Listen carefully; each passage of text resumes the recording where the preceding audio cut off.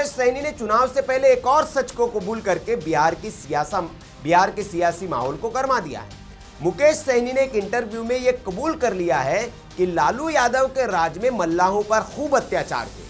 उन्होंने कहा, कांग्रेस के बाद समाज ने लालू प्रसाद यादव पर भरोसा किया, उन्हें मसीहा माना और गरीबों की आवाज समझकर लंबे समय तक साथ दिया, लेकिन बाद में ऐसी परिस्थिति बनी कि समाज के साथ नाइंसाफी होने लगी। फिर हम नीतीश जी और बीजेपी के साथ भी गए।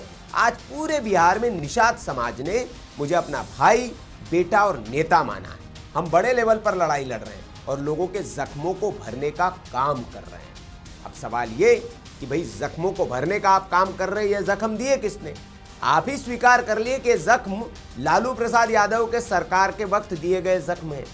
दरअसल सवाल उनसे ये पूछा गया था कि आप लालू प्रसाद यादव के दौर में यादवों की और मल्लाहों की कभी बनती नहीं है, यादव समाज और मल्लाहों के बीच कई ऐसी राइवलरीज देखने को मिली है, तो अब आप कैसे करेंगे? उसके जवाब में उन्होंने ये सवाल में वो ये जवाब दिया था कि हाँ, ये बात सही है, हमको कई जख्म मिले हैं उस शासन में। अब सवाल ये है, और उसको भरने का हम काम कर रहे हैं। तो सवाल ये है कि अब सहनी का ये जो बयान है वो स्वीकार्यता है कि लालू प्रसाद यादव के राज में मल्लाहों पर अत्याचार हुए। तो अब लोग पूछ रहे हैं कि फिर ये गलती आप कैसे कर सकते हैं कि उसी सरकार के साथ हाथ मिला ले, उसी पार्टी के साथ हाथ मिला ले जिनकी सरकार थी, और फिर सत्ता में आए तो आपके ऊपर अत्याचार नहीं होगा।